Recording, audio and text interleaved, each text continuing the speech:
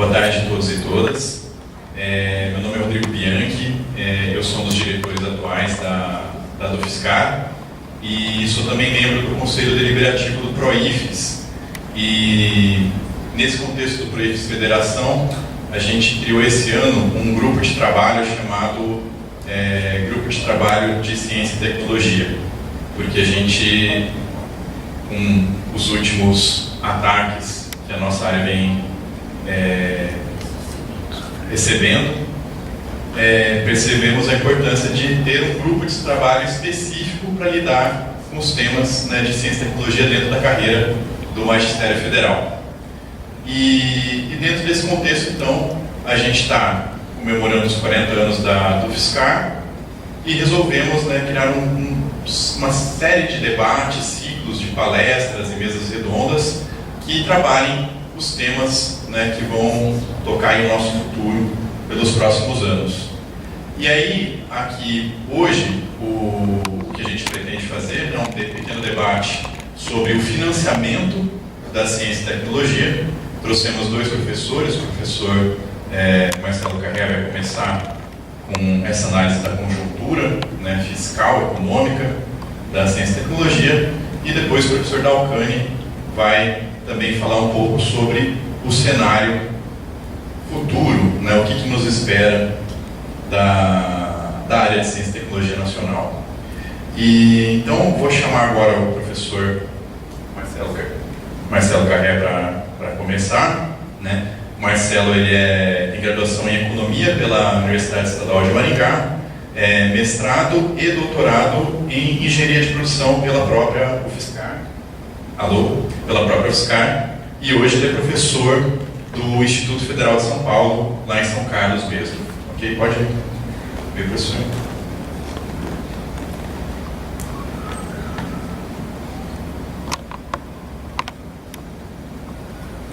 Rodrigo, se você quiser explicar que está usando o microfone que está gravando. A gente vai usar o microfone aqui por causa da gravação, Então, quando a gente partir vão ser duas breves explanações, depois um ciclo de debate entre nós, pares, Então, quando formos fazer perguntas, conversar, a gente vai usar os microfones para que tudo fique gravado no áudio. Olá, boa tarde a todos e a todas. Eu agradeço ao professor Bianchi pelo convite, É um prazer conhecer o campo da Ufiscar de Araras. Apesar de eu ter trabalhado 6 anos da minha vida aqui em Araras, eu não conhecia o campus da Universidade Federal de São Carlos. Estou conhecendo hoje, então é um grande prazer estar aqui. Conforme o professor Bianchi adiantou, eu sou economista, e tenho trabalhado muito na área de economia, microeconomia, alguma coisa de macroeconomia. Quando o Bianchi me convidou para falar sobre financiamento de ciência e tecnologia, a gente bateu um papo lá no café do Instituto Federal e a gente concluiu que seria mais interessante puxar o enfoque da explanação por uma leitura do cenário econômico, e como que o cenário econômico atual, a configuração econômica atual pode e tende a impactar a ciência e tecnologia, ou mais especificamente o financiamento de ciência e tecnologia no país. Então, eu vou gastar a maior parte do meu tempo aqui falando sobre a conjuntura fiscal. Então, eu vou trazer um conjunto de dados para vocês, um conjunto de informações para mostrar para vocês como que o Brasil tem gastado os seus recursos orçamentários. Eu vou mostrar uma trajetória de evolução dos gastos públicos, da dívida pública, enfim, vou tratar alguns conceitos fiscais. E depois eu vou mostrar para vocês um pouco, daí muito mais uma leitura minha, de como que o cenário atual tende a impactar o financiamento e, consequentemente, o desenvolvimento de ciência e tecnologia dentro do nosso país. A agenda proposta aqui, talvez nem todos conheçam a nossa instituição, o Instituto Federal de São Paulo. Eu vou falar bem rápido sobre o Instituto Federal. A gente também desenvolve pesquisas lá, vou falar rapidamente. Inclusive, atualmente Além de docente, eu desenvolvo a parte de coordenação de pesquisa e inovação no campus de São Carlos. Depois eu vou gastar a maior parte do meu tempo para falar especificamente sobre a situação fiscal do Brasil, tá? Então, vou trazer uma evolução da situação fiscal do Brasil. E, por fim, algumas considerações, né, relacionando essa situação fiscal com ciência e tecnologia, mais especificamente com financiamento, né, de atividades de pesquisa e inovação tecnológica. Bom, rapidamente, né, nós nos tornamos IFSP em 2008. Tá? O Instituto Federal ele tem uma estrutura multicampus. Tá? Nós somos atualmente 37, mas na verdade tem alguns campos avançados que não estão operando, né? Não sabemos se irão operar. Acredito que campos mesmo sejam 33. Nós temos algumas diferenças com relação às universidades, tá? Mas a principal delas é que nós também temos como obrigação oferecer cursos técnicos, né? A gente oferece cursos superiores, prioritariamente em engenharias, em áreas mais voltadas para a tecnologia, mas nós também temos, né, como obrigação oferecer, né, um determinado número de cursos técnicos. Né? Então, por isso que muita gente, na seção universidade, seção escola técnica, na verdade, a gente faz um pouco dos dois, né? Inclusive a gente oferece até a pós-graduação. Tá? Dados do nosso relatório de gestão, em 2017 a gente tinha mais de 50 mil alunos matriculados nos nossos 37 campos. Éramos, né? Esses dados são de 2017 também, éramos 2.037 docentes, tá? Espalhados espalhados aqui nessas áreas de conhecimento. Então, majoritariamente, você vai ver aqui engenharias, ciências exatas e da terra. Né? Então, nós temos aí uma veia mais para a área de tecnologia mesmo. E a gente tem atribuições parecidas com a dos professores das universidades federais, né? Ensino, pesquisa e extensão. E a nossa pesquisa e desenvolvimento tecnológico, nós temos a Pró-Reitoria de Pesquisa e Inovação e atualmente nós temos uma agência de inovação que cada vez mais o Instituto está caminhando para fomentar o desenvolvimento de pesquisas em parceria com empresas, tá? Em parceria com os arranjos produtivos, né? Na iniciativa de captar recursos e resolver problemas que venham do arranjo produtivo. Tá?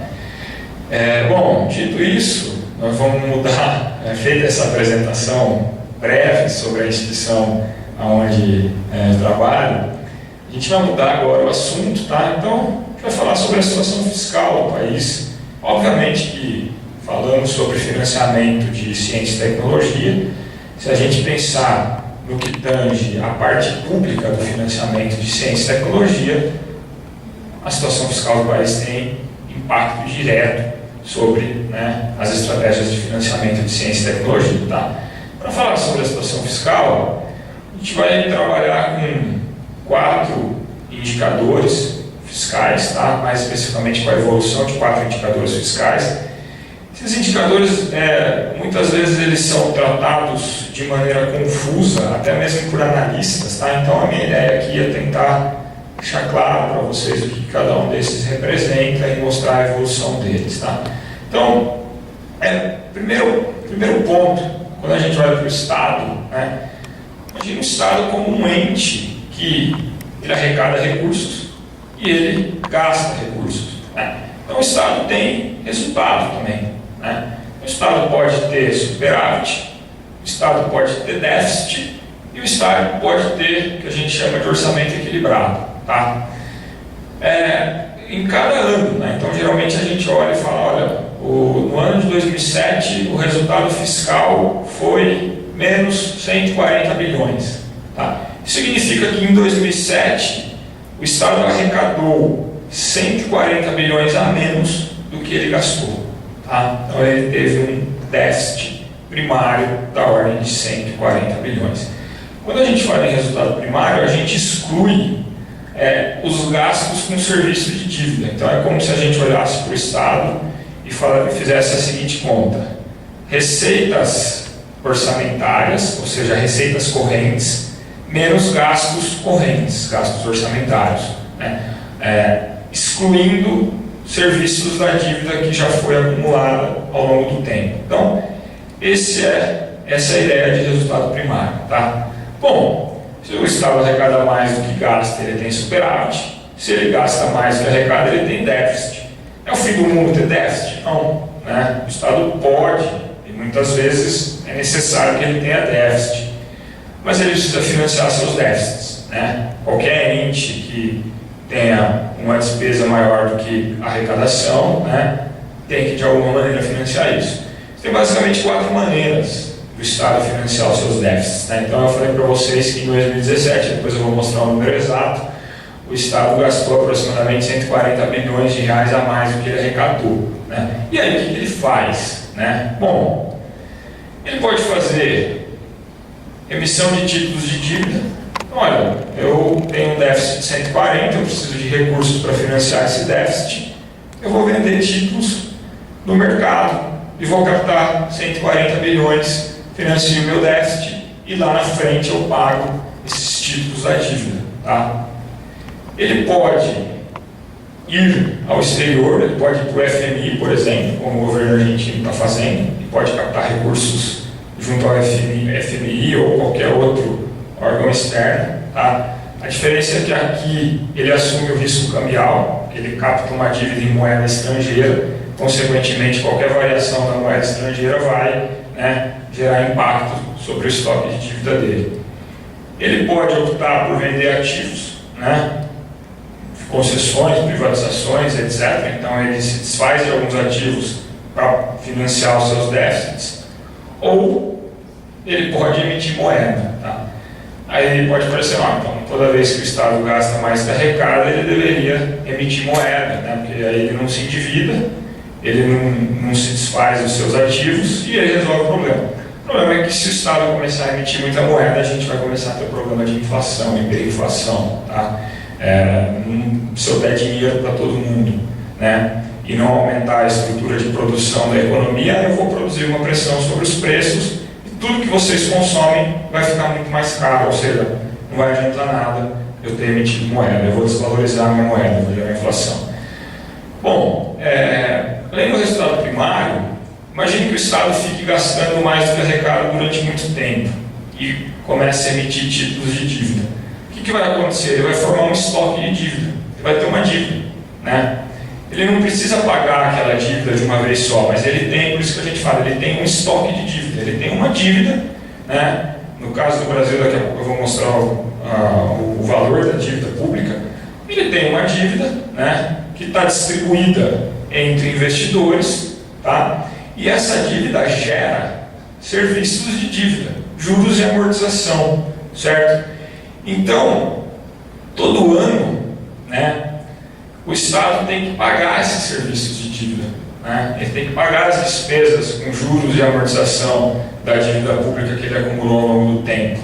Aí a gente vem para a ideia de necessidade de financiamento do setor público. Tá? Porque veja bem, imagina que ele teve lá um superávit primário, certo? Imagina que ele teve um superávit primário de 100 bilhões.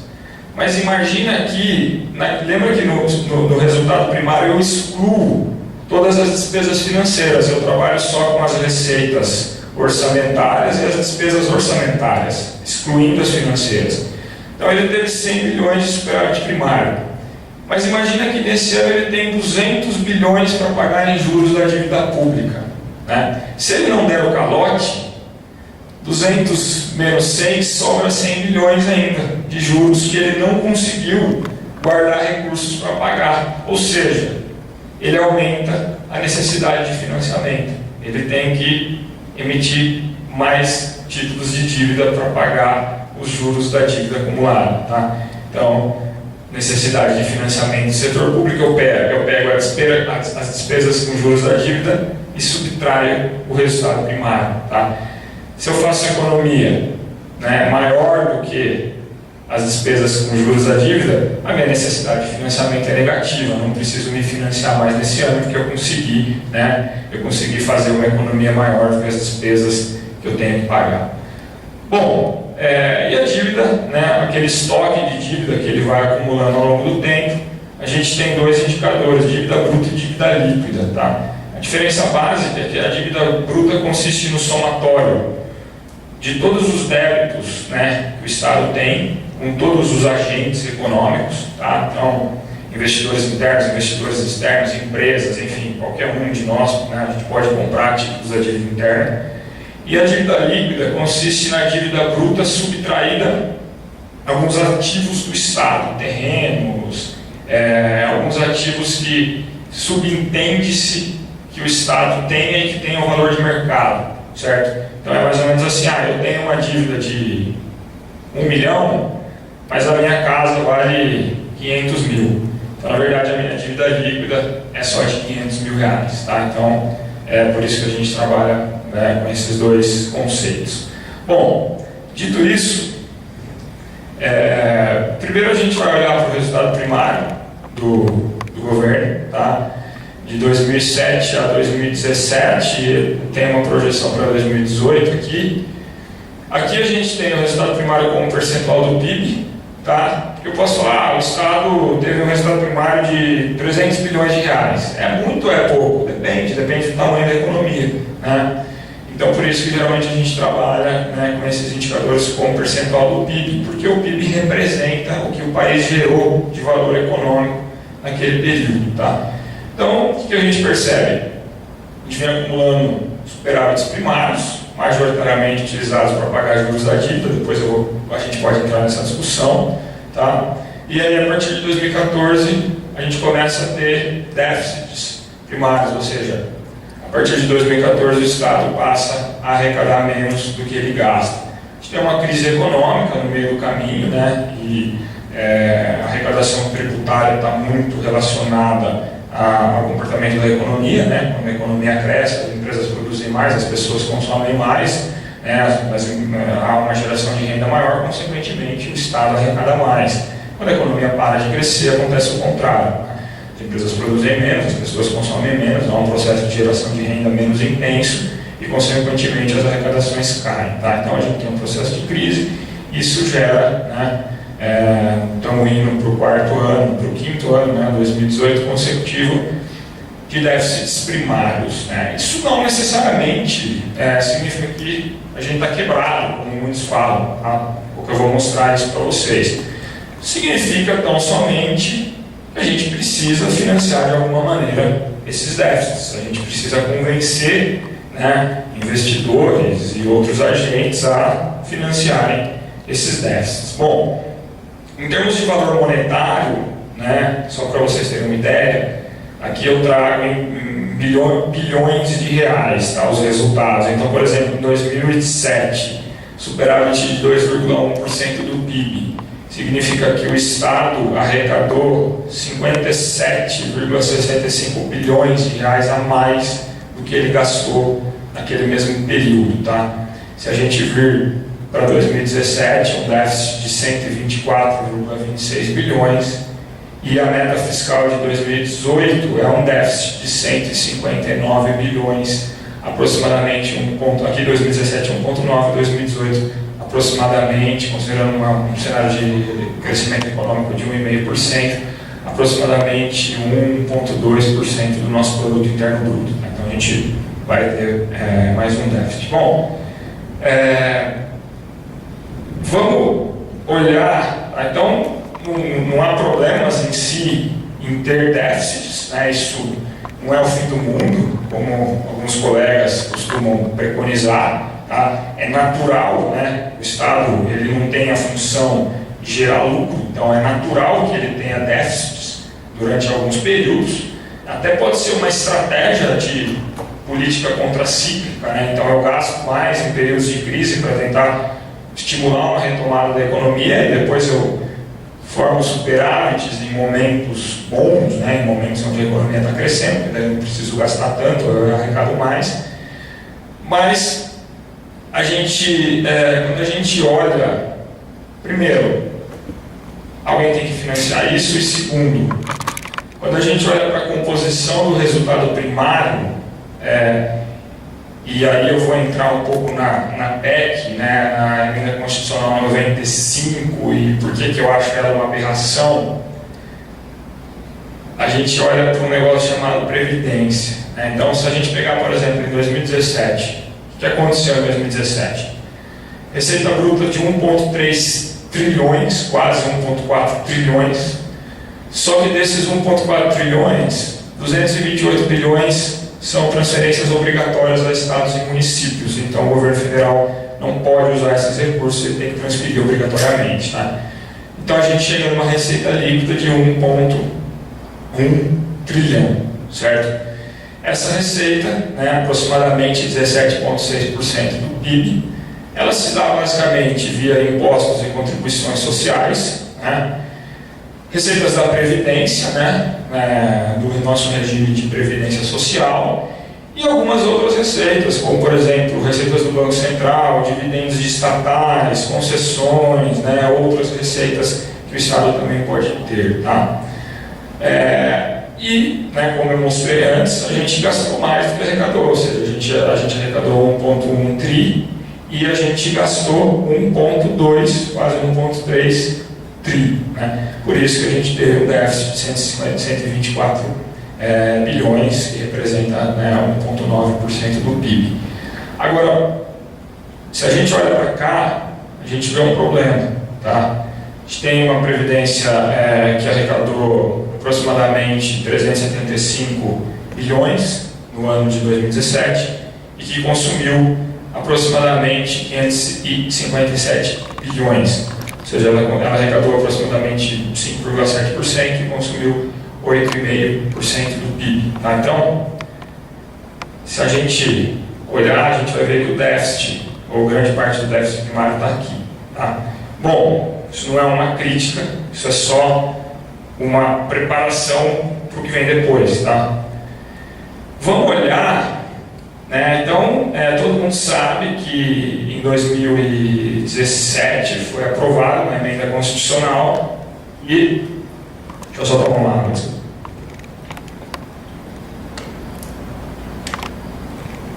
Todo mundo sabe que em 2017 foi aprovada uma emenda constitucional que congela o gasto primário do Estado. Né? Como é que ela congela? Ela estabelece que o Estado tem que gastar isso reajustado pela inflação de junho a julho. Tá? Ou seja, eu posso gastar a mesma coisa que eu gastava antes, apenas com reajuste inflacionário. Em outras medidas, significa que eu tenho um bolo, que eu tenho que distribuir, e esse bolo não pode mais crescer. Na verdade, ele vai crescer só de acordo com o crescimento do nível de preços. Ele vai acompanhar o crescimento da inflação. Ele não vai ter nenhum crescimento real. Então, o bolo vai ficar do mesmo tamanho, sob o ponto de vista econômico. Qual que é o problema? Olha só, eu estava atualizando essa apresentação e eu sempre faço umas análises de conjuntura e eu peguei dados de 2015. Tá? Então, esse gráfico de pizza mostra como que estão distribuídos os gastos públicos. Tá? Em 2015, 37,7% do gasto total de 1,164 tri iam para a Previdência. 25,6% iam para custeio e capital, ou seja, custeio da máquina pública e capital para manutenção da máquina pública. 20,6% para pagamento de pessoal, então os nossos respectivos salários, né, e os salários de todos os agentes que trabalham para o Estado. 10% transferência para as famílias, né, via programas sociais, tá? E 5,5%, né, programa de aceleração do crescimento e outros investimentos públicos. Ou seja, já tinha quase 38% da pizza, né, do bolo sendo consumido pelos gastos previdenciários. Tá? Pega 2017, apenas 2 anos se passaram. Né? O gasto aumentou um pouco, não aumentou muito, aumentou para 1,297 tri. Tá? Só que olha o que já aconteceu. A Previdência já está consumindo 43,6% do bolo. Tá? Gastos com pessoal passaram custeio e capital. Né? Por quê? Porque à medida que as pessoas vão emergindo dentro dos seus planos de carreira, os salários vão aumentando e o gasto com o pessoal vai aumentando também, né? Então a Previdência 43,6, os gastos com o pessoal 22,2, custeio e capital 21,1, transferências para as famílias caem de 10 para 9 e investimentos num país que ainda precisa crescer muito caem de 5,5 para 3,9. E por que particularmente eu, uma visão pessoal minha enquanto economista, por que particularmente eu considero a maneira como a PEC, como a EC foi aprovada, uma aberração? Porque não precisa ser nenhum gênio para imaginar que um país que está envelhecendo, ou seja, um país que está cada vez mais jogando pessoas para o bolo de beneficiários da Previdência e tirando pessoas do bolo de financiadores da Previdência, saber que isso daqui vai crescer cada vez mais. Olha, se eu não deixo o Estado gastar mais, diante de uma questão demográfica, não é nenhuma questão econômica, daqui a pouco, 80% do gasto público vai ser com Previdência. Tá? E aí? E aí que não vai sobrar nenhum centavo para eu financiar a pesquisa, eu vou ter que arrumar alguma outra maneira de pagar salário do servidor que está na ativa, eu vou ter que fazer alguma coisa com os programas sociais, ou seja, eu estou tirando todo o poder do Estado de agente econômico. Estou dizendo, olha, se eu deixo a PEC aprovada do jeito que ela está e deixo a Previdência dessa forma que ela está, daqui a pouco o Estado vai virar um simples executor de folha orçamentária de Previdência. Tá? Então, a PEC, da maneira como ela foi concebida, de fato, ela tende a tirar toda a participação do Estado como um agente econômico. Isso em um país que já fez escolhas ao longo do tempo, e escolhas sociais, escolhas nossas, escolhas dos indivíduos. Um país que escolheu ter um Estado como um agente que participa da economia. Nós temos um modelo de educação pública que vai muito bem, obrigado. Nós temos um modelo de financiamento à pesquisa pública que vai muito bem, obrigado. Nós temos um modelo de saúde pública que tem lá os seus problemas, mas também vai bem, obrigado. Isso foi um conjunto de escolhas da sociedade, do coletivo. Olha, eu estou desmontando essas escolhas do mínimo. Por quê? Porque eu estou tirando toda e qualquer capacidade de investimento e daqui a pouco até de manutenção da máquina pública, porque daqui a pouco o custeio e capital vai ficar cada vez menor, eu estou tirando do Estado. Então, olha, eu estou indo contra escolhas que a sociedade fez. Olha, se nós tivéssemos escolhido lá atrás ser uma economia liberal, se fosse uma escolha coletiva, tudo bem, não reduzir o tamanho do Estado, mas não é o caso do Brasil. O Brasil, eu costumo dizer que o Brasil está muito mais próximo do modelo francês de organização econômica do que do modelo norte-americano. Então, olha, se escolhemos isso, precisamos dar ou garantir que o Estado funcione, e a PEC, ela é meio complicada. Bom, enfim. Distribuição do gasto primário por ministério. Olha aqui, quem está consumindo a maior parte do bolo, obviamente, o Ministério do Desenvolvimento Social. 52% do orçamento de 2017 foi para o Ministério do Desenvolvimento Social, Ministério da Saúde, 10,2%, Educação, 8,7%, Defesa, 7,3%, Trabalho, 6,8%, Ministério da Fazenda, 2,2%, Ministério dos Transportes, 2%. Eu botei a Ciência e Tecnologia aqui, 1%. Tá? Então, o Brasil gasta só 1%, no Ministério de Ciência e Tecnologia, mais Educação, 8,7%. Eu fiz uma conta rápida aqui. Peguei o orçamento do MEC, o orçamento da Ciência e Tecnologia, a Embrapa, que é uma empresa de pesquisa, ela está dentro do Ministério do Ministério da Agricultura, Pecuária e Abastecimento. Peguei o orçamento da Embrapa também, tá?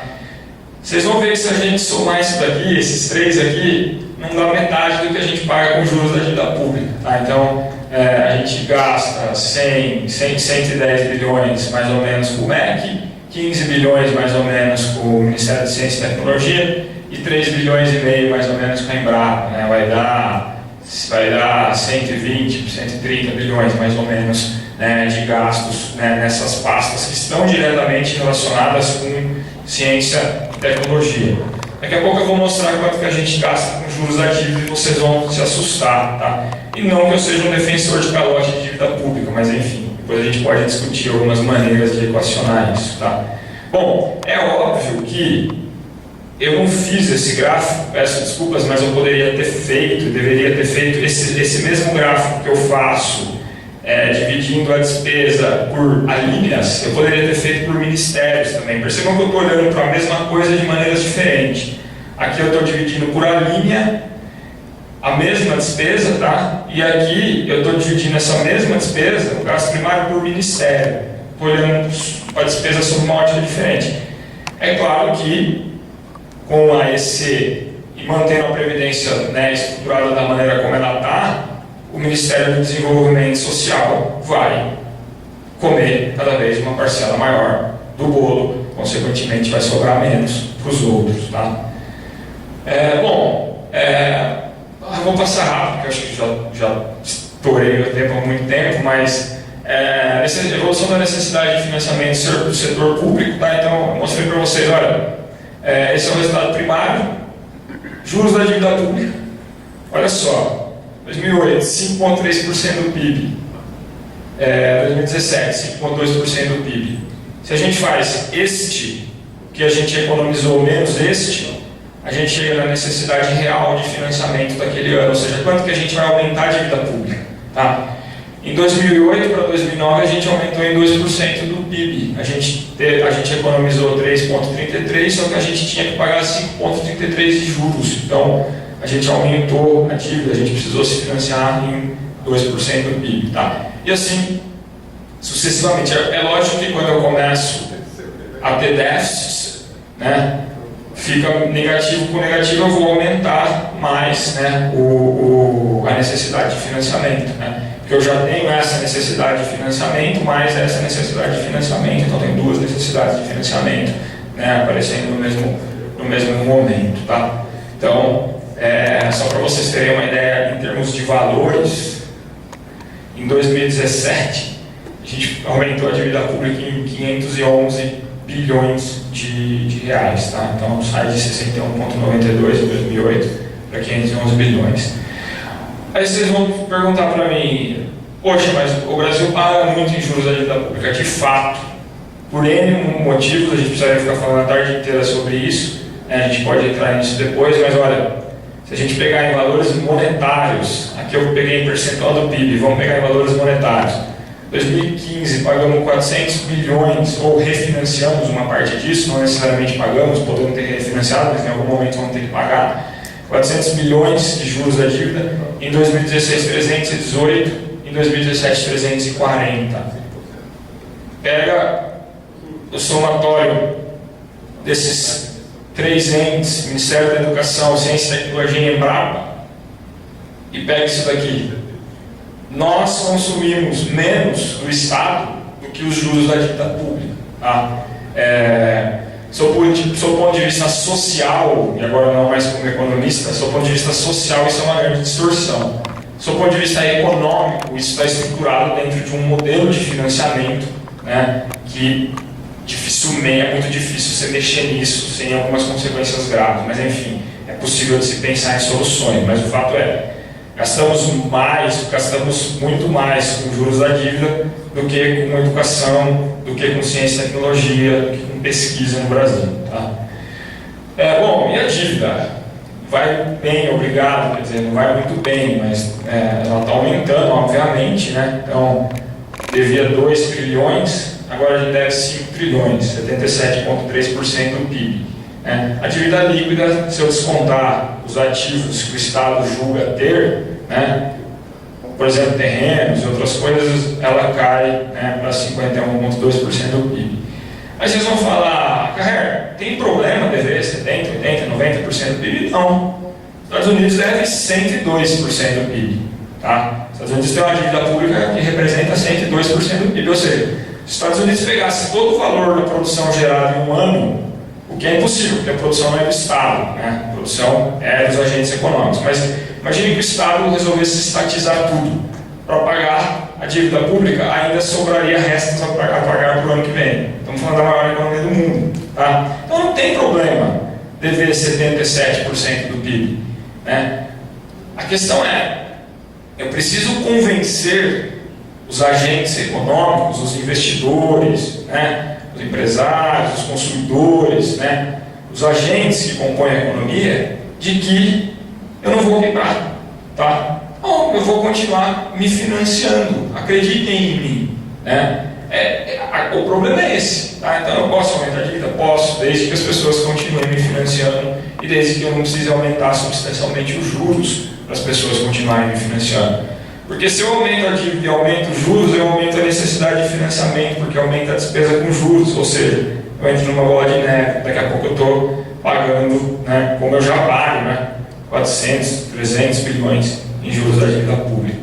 Bom, esse é o cenário, tá? Do seu ponto de vista fiscal. Nós temos mais uma ameaça aí no nosso futuro próximo, né? Temos um possível futuro ministro da Fazenda que é mais liberal do que o Milton Friedman, tá? Ou seja, um cara extremamente radical, tá? Eu particularmente tenho medo do tamanho da mudança de caminho que esse cara possa colocar, e eu acho que não é desejável. Eu acredito que a sociedade não deseja isso, tá? Apesar da sociedade estar direcionando para uma escolha baseada no efeito manada, eu acho que a sociedade não deseja isso. Tá? Haja vista que, por exemplo, o governo do Michel Temer tem 4% de aprovação. Aí você vai eleger um cara que está colocando um ministro da Fazenda que é 10 vezes mais liberal do que o Henrique Meirelles. Ou seja, se depender do Paulo Guedes, ele privatiza tudo. Tá? Ele é da Universidade de Chicago, eu conheço gente que conhece ele. O Paulo Guedes pensa pura e simplesmente em mercado financeiro. Né? Então, quanto mais vai agradar o mercado financeiro, melhor é. O mercado financeiro quer privatização, porque isso valoriza o preço de ação, enfim, a gente não precisa entrar nessa discussão. Ou seja, a gente tem um cenário um pouco nebuloso pela frente. Bom, considerações finais, né? O Estado, de fato, ele está com a sua capacidade de injetar recursos na economia um tanto quanto prejudicada, tá? Isso significa, na minha concepção, duas coisas, sob o ponto de vista de ciência e tecnologia. Primeiro, abriram-se as portas de vez a partir do decreto 9.283 de fevereiro de 2018, né, chamado Código Nacional da Ciência, Tecnologia e Inovação, que regulamenta um conjunto de leis, né, uma de 2004, outra de 2016 e alguns outros artigos. Esse decreto ele é muito claro, né, em direcionar a aproximação das instituições de ciência e tecnologia com o ambiente produtivo. Né. Por um lado, isso é interessante porque aproxima, né, as ICTs de problemas do ambiente produtivo e reduz um pouco a dependência do financiamento exclusivamente público. Por outro lado, é uma maneira do Estado sair, né, à francesa. Né? Então, agora vocês podem captar dinheiro, né, no setor privado, no arranjo produtivo, e eu não vou mais ficar colocando tanto dinheiro aí, vocês vão ter que resolver problemas de empresa, né? Vão ter que resolver problemas do setor produtivo. Para algumas áreas, especificamente, isso pode significar o fim da pesquisa, né? Porque dificilmente uma empresa vai contratar, com todo respeito, mas dificilmente uma empresa vai contratar, por exemplo, um filósofo a resolver um problema de produção. Né? Isso não significa que o filósofo não tenha valor e que a pesquisa, né, na filosofia não seja fundamental para a ciência e tecnologia do país. Então, né?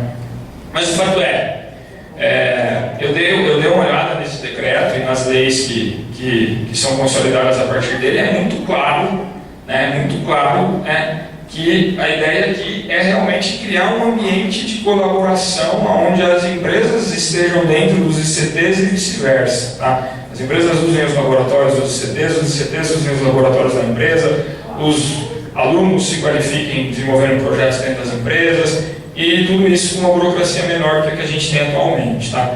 Então, isso deve ter alguns impactos, né, futuramente. Acho que o professor Dalcani, né, ele sabe muito mais do que eu aqui o impacto disso tudo, né. E, por fim, eu acho que nós temos que trabalhar de maneira orquestrada, de maneira coordenada, para garantir e ampliar mecanismos institucionais de fomento público à ciência, tecnologia e inovação. A gente não pode abrir mão disso. Como assim, mecanismos institucionais de fomento público? O orçamento da FAPESP, por exemplo, é vinculado ao ICMS do Estado de São Paulo, a 1%.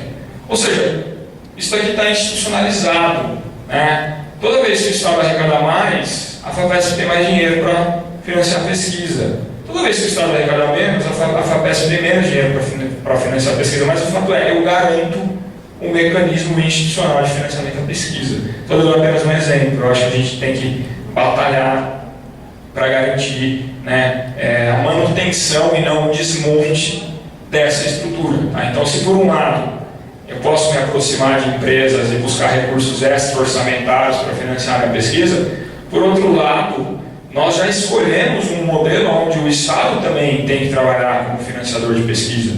E em qualquer lugar do mundo o Estado trabalha como financiador de pesquisa, até nos Estados Unidos, que se dizem extremamente capitalistas e liberais, o Estado fomenta pesquisa. Tá? Então a gente tem que trabalhar, a gente tem que lutar por isso aqui também. Bom, eu agradeço, peço desculpas aí pelo tempo excessivo que eu tomei da atenção de vocês, tá? Eu estou à disposição para a gente bater um papo aí depois, tá?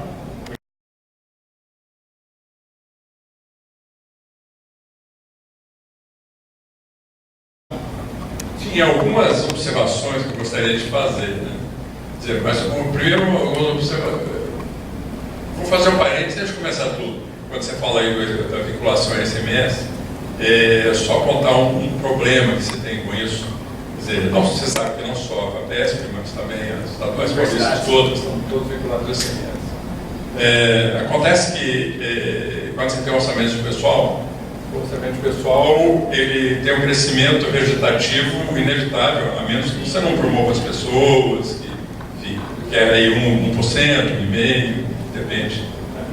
E aí a gente tem um problema. Se a economia tem um problema, você tem uma redução do ICMS, portanto você tem uma redução da arrecadação, e logo como é que você faz com os professores que têm seu salário fixo, que tem um impacto imenso sobre o que sobra, que é o investimento, enfim, os gastos de custeio e tal. Então, esse modelo, em princípio, é legal, porque ele garante todo um certo mínimo, mas, por outro lado, se você aplica isso aí, isso é uma ideia do Goldenberg em 1991. Ele queria fazer um orçamento global, fazer também com que as universidades tivessem um certo percentual, mas, nesse momento, a gente recusou essa ideia, porque ela incute perigos bastante grandes, especialmente num conjunto de universidades, na rede de universidades e institutos, que tem orçamento com a carreira única, com salários definidos, e o pessoal ocupa, dependendo, enfim, da universidade ser em implantação ou não, ocupa 75%, 80%, 85%, até 90%. Então você pode ter um impacto inviabilizador da universidade se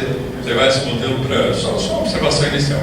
Agora, em relação ao que você fala aí, assim, né? Primeiro tem um plena concordância, como você disse, a emenda constitucional 95, ela inviabiliza o desenvolvimento do setor público, ela encolhe o Estado, e isso é óbvio que ela encolhe o Estado, porque na medida em que ela congela o Estado gasta com as áreas sociais, e o Estado irá aumentando o seu PIB, inevitavelmente, né? Talvez não numa recessão, mas o Brasil não vai viver em recessão, então teremos 1,5%, 2%, 3% do PIB ao longo da próxima década.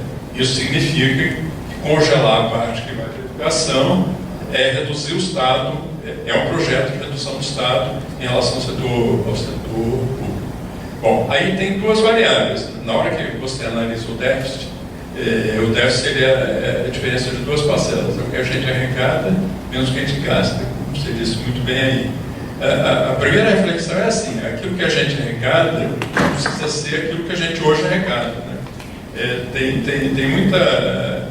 Tem muita fake news em relação à carga tributária do Brasil. Se diz que a carga tributária do Brasil é insuportável. Você falou da carga tributária. Você falou da parte da União, que está 18%, 19% do PIB, mas olhando para a carga tributária total, todas as esferas, a gente tem, esse ano, foi 32,3%, mais ou menos. Se você olhar para a carga da média da OCDE, está 35,6%, 3,3% a mais. Se você jogar 3,3% a mais, claro que você fez os déficits ou não, tudo fica no positivo. Então, começa pela seguinte coisa, uma balela que a carga tributária da gente é alta demais. Se a gente cobrasse, se a gente tivesse uma carga tributária um pouquinho maior, estaríamos todos no verde, ali, em todos os gráficos que você apresentou. Segunda questão, que é uma questão que talvez você pudesse comentar um pouco mais, a distribuição como a gente arrecada no Brasil é um absurdo. No Brasil, a gente arrecada o dobro do consumo em relação comparado com os Estados Unidos e Canadá, por exemplo. O OCDE, se você quiser, já arrecada o dobro, 49% do que a gente arrecada é consumo, enquanto nos Estados Unidos é 21% sobre o consumo. E no Canadá é 17%, enfim, a gente arrecada muito mais. E a gente cobra muito menos da propriedade e da renda, menos da metade sobre a propriedade da renda. Se a gente inverter essa equação, a gente certamente terá um país muito menos injusto, pelo menos tão injusto quanto é os Estados Unidos, que a gente acha que é capitalista, enfim, tudo mais, mas não é.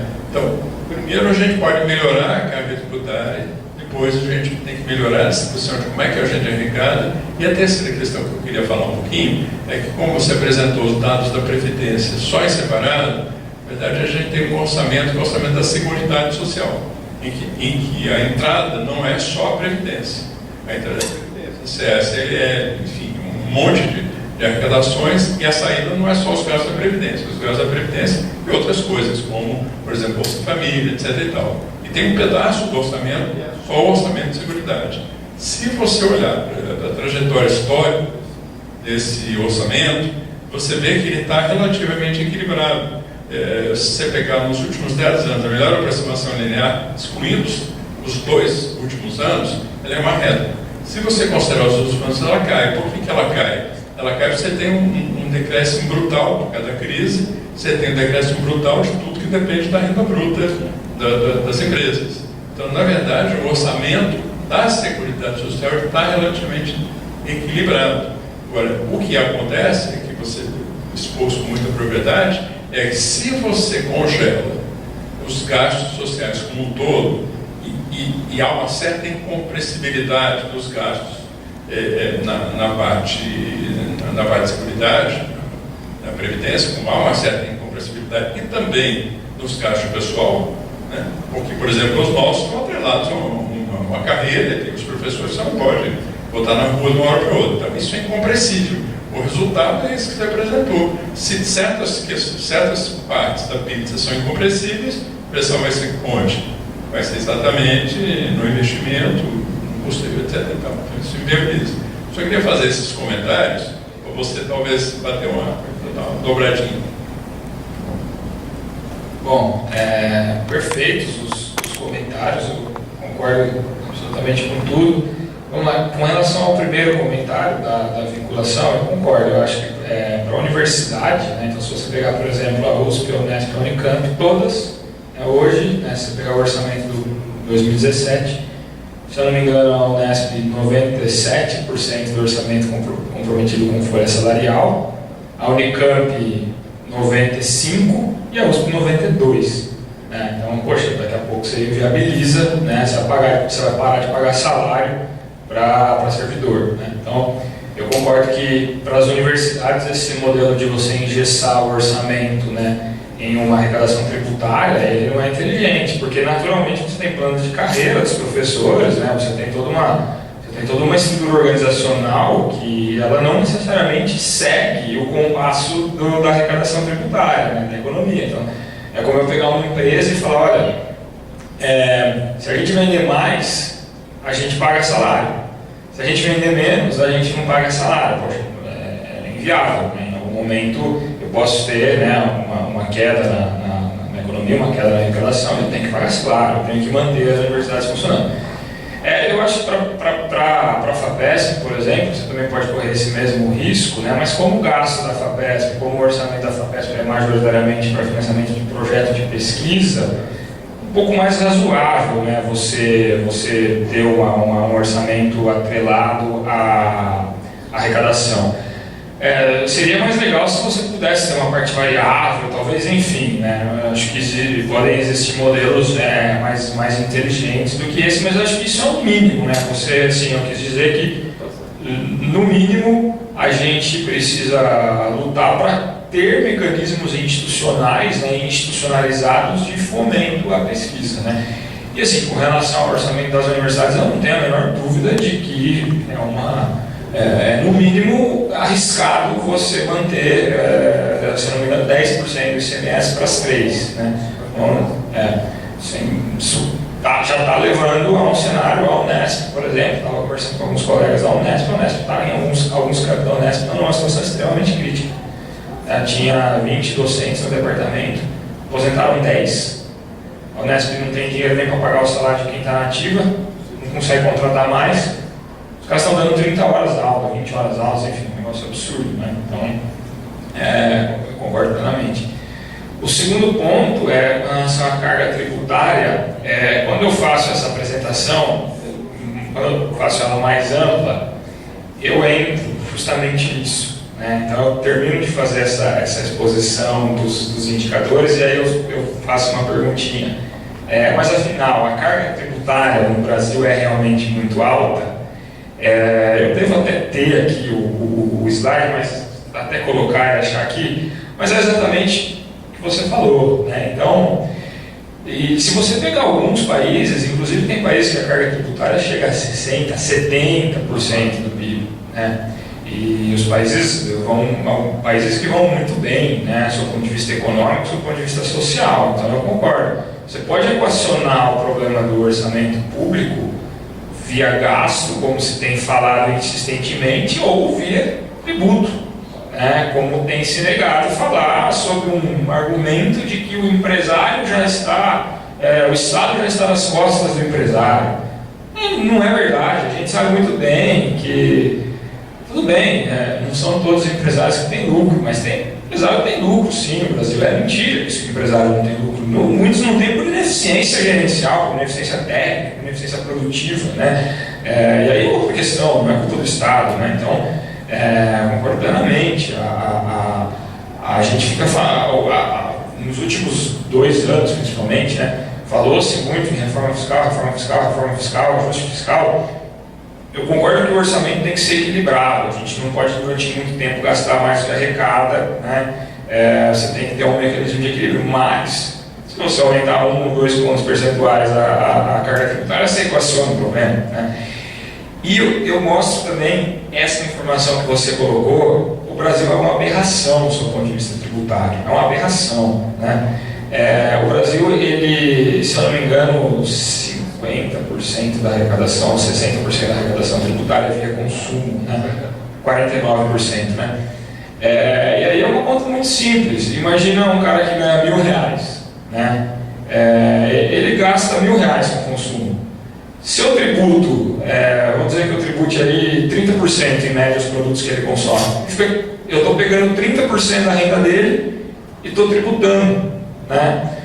Se eu pego um cara que ganha R$200.000, obviamente que não consome os 200 mil, ele consome muito menos do que os 200 mil. Ou seja, se eu faço uma conta de proporcionalidade, né, eu estou impactando muito menos esse cara do que o cara que ganha R$1.000, que ganha um salário mínimo, né? Então é uma grande distorção social, né? Imposto sobre consumo é, por definição, um imposto regressivo, né, que é indesejável, né? Então, porque o regressivo, porque você está penalizando mais quem ganha menos, tá? Então, há de se pensar, né, em outras formas de se tributar. Tributar a renda, eu acho que é totalmente pertinente, né, principalmente de uma maneira progressiva. Quem muito mais paga muito mais, eu acho que o caminho é por aí, tá? Então, a gente não precisa acabar com o Estado, porque teve déficits nos últimos 3 ou 4 anos, né? Obviamente que há interesses por trás desse discurso, né? Existem outras formas de resolver o problema e são formas que certamente vão causar um efeito muito menos nefasto, né, pensando em desenvolvimento econômico, social do país a médio e longo prazo. Tá? Então, concordo plenamente. O terceiro ponto, o que era mesmo? Esqueci. Era o imposto, a questão tinha mais a questão da previdência, né? A questão da previdência é perfeito ali, tanto que se você pegar os gastos, esse gasto aqui, né, que o pessoal chama de benefícios previdenciários, não é só benefício da aposentadoria, você tem um monte de coisa aí no bolo, né? E você tem outras coisas sendo pagas, então se você faz simplesmente isso menos isso, né, você está procurando algumas coisas diferentes, concordo plenamente. Mas o que me assusta é você ter aprovado a PEC, né, a EC, sabendo disso, né, sabendo que não tem, isso daqui é uma questão lógica, matemática, né, não tem como esse bolo, essa parcela do bolo não tomar a maior parte do bolo se eu mantenho o gasto estabilizado, porque é natural que conforme o país vai ficando mais velho, as pessoas vão se aposentando, né? Não tem como não acontecer, a não ser que eu faça o cara não se aposentar, ou seja, acaba com o país de uma vez, né? O fato a maneira, né, a maneira como a PEC está aprovada, articulada com essa questão previdenciária, né, você vai ter, não vai demorar muito, não, daqui a pouco o Estado não consegue fazer mais nada se você não mexer nisso, tá? Então, eu concordo também, tá? Acho que muito pertinente.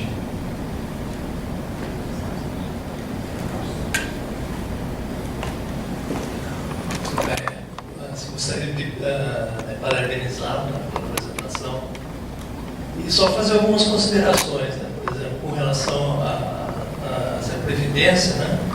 É que os mais velhos que estão se aposentando, eles continuam a contribuir ainda com a aposentadoria. E um outro fator também é que as pessoas normalmente contribuem muito mais do que eles arrecadam. Então, eu acho que deve ter algum outro fator, como o Gil levanta, né, que estão sangrando a Previdência. Isso é uma realidade que a gente precisa colocar. Assim, um outro fato que eu gostaria de colocar é que nós, como sindicalistas, né, e que eu acho que a gente não deveria colocar posições de sinalizar determinadas linhas de candidatos, né, como você fez uma referência, que nós estamos vivendo, né, com votação em verdadeiras manadas, né?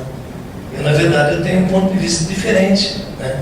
Eu acho que as pessoas começaram a enxergar, ou pessoas que não enxergavam, né, que os gestores, que quem se governou o nosso país por um período assim, bastante tenso, de 14, 15 anos, eles estavam quebrando o país, né? Porque, então, eu acho que a questão de gestão, eu gostaria que você comentasse alguma coisa de como que você vê as gestões nos órgãos públicos, na Petrobras, por exemplo, na Eletrobras. Eu gostaria que você, porque eu acho que não é a empresa pública o problema, eu acho que são os gestores das empresas públicas. Bom, vamos lá. Primeiro, com relação à Previdência, mais uma vez, eu não sou um estudioso da Previdência, tá?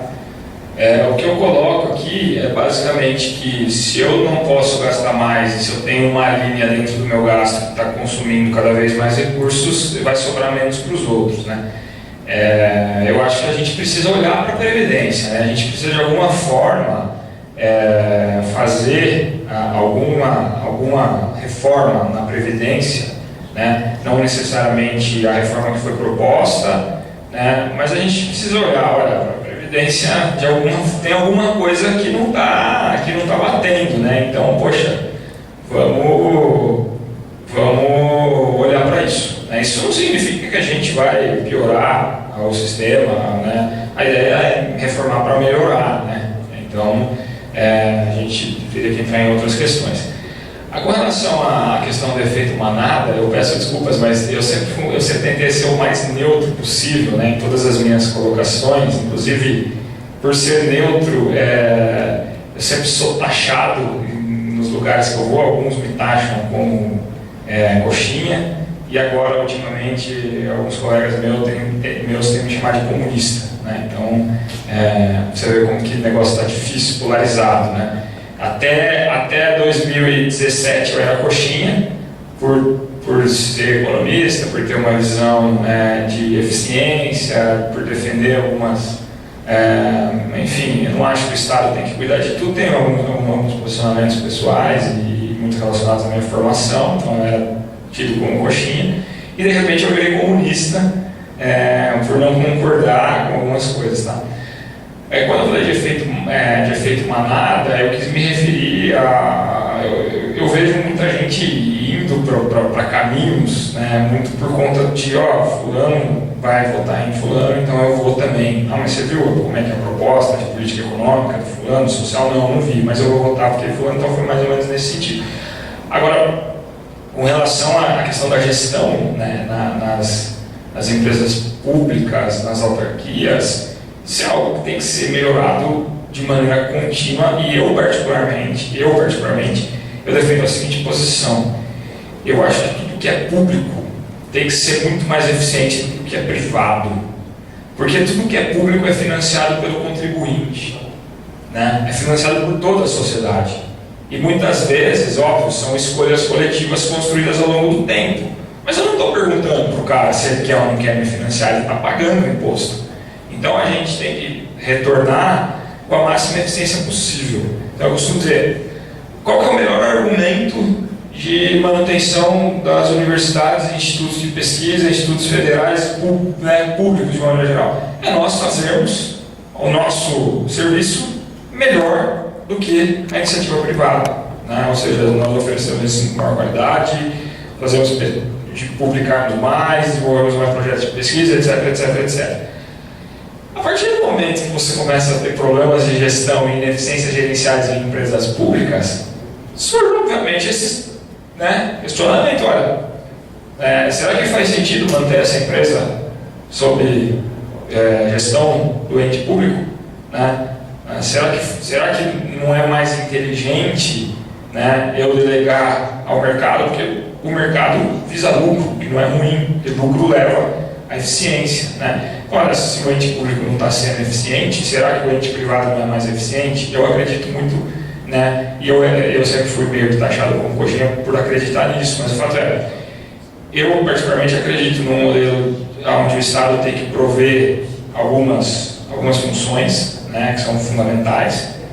E eu acho que toda vez que a gente tem problema de gestão, problema de corrupção e outros tipos de problema dentro de empresas públicas, a gente levanta a bola para esse questionamento. Olha, veja bem, será que faz sentido isso continuar sendo público? Né? Será que faz sentido eu continuar mantendo isso daí? Então, e eu concordo com você que há um grupo, né, grande dentro da sociedade que está olhando para isso, que está tomando decisão baseada nisso, né? E eu particularmente, uma posição particular minha, eu acho que o Estado tem que ser eficiente. Tudo que o Estado faz tem que ser muito bem feito, porque a gente tem que lembrar que quando a gente pega isso daqui, receita bruta total, né, que é o que nos financia. Olha, impostos e contribuições sociais, majoritariamente. Ou seja, é a sociedade que está financiando o Estado, né?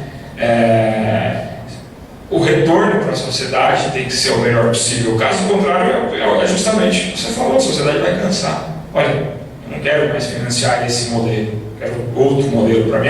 Qual modelo? Não sei, quero outro, né? Então, enfim, acho que há uma questão aí muito relevante, né, a ser aprofundada.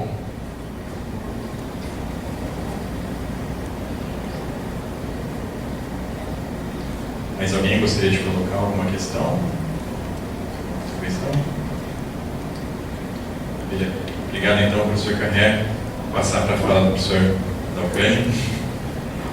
Tem como a gente desligar o telão aqui para não ficar mais...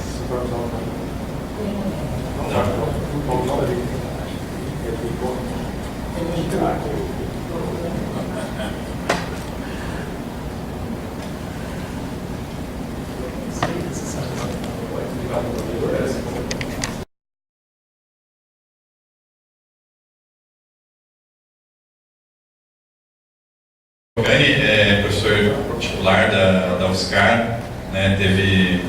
Emérito também. Professor emérito também. Bom, acho que eu vou deixar o professor Dalcani se apresentar, porque o currículo dele é enorme. Passou para a Universidade Carolina Praguenses em 69, né?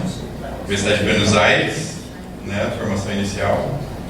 E, enfim, conversando com ele, assim, eu percebi que ele tem uma longa trajetória, né, no estudo dessa questão que a gente vai ter hoje do financiamento da pesquisa.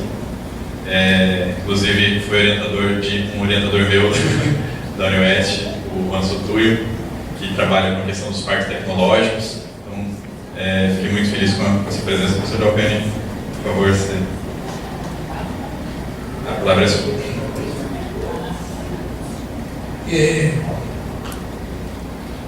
Pienso que, no, tú vas a querer tomarme.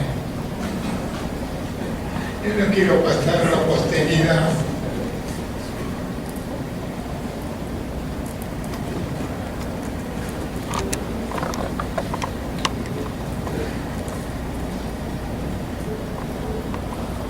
Como siempre, yo me encuentro en la situación de un profesor que quiere ser un intelectual, que hace ciencia en las condiciones de Latinoamérica y que ha hecho ciencia y que continúa tratando de hacer ciencia. Y para eso busqué caminos para poder avanzar en ese proyecto mío. Y creo que eso puede servir a algunas personas como experiencia para enfrentar los difíciles años que tenemos por la frente, a mi punto de vista. Y para eso tengo que decir algo después de escuchar la palestra que vengo de escuchar, algo que es difícil, pero que yo creo que en hoy en la universidad tenemos uno de los pocos lugares en Latinoamérica donde las personas pueden falar las diferencias. ¿Qué es lo que quiero decir con esto? Yo, escuchando el análisis que hacía el colega, me preguntaba,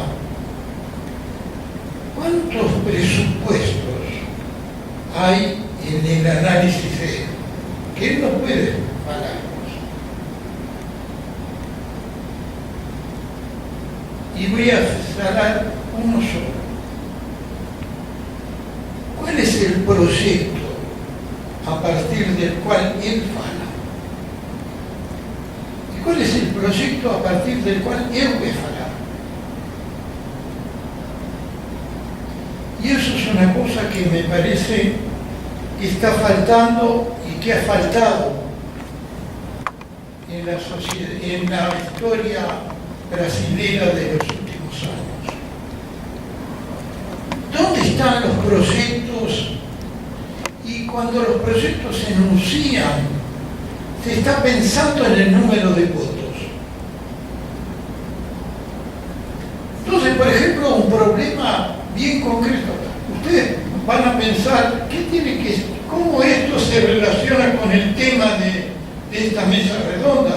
Y voy a llegar a eso. Pero no puedo escapar de eso. Porque, ¿cómo es que Haddad tiene que conceder para recibir los votos de los otros y llegar al poder?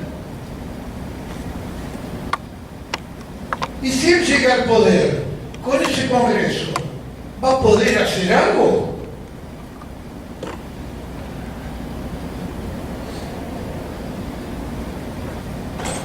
Entonces uno tiene que asumir posiciones que a veces son terribles.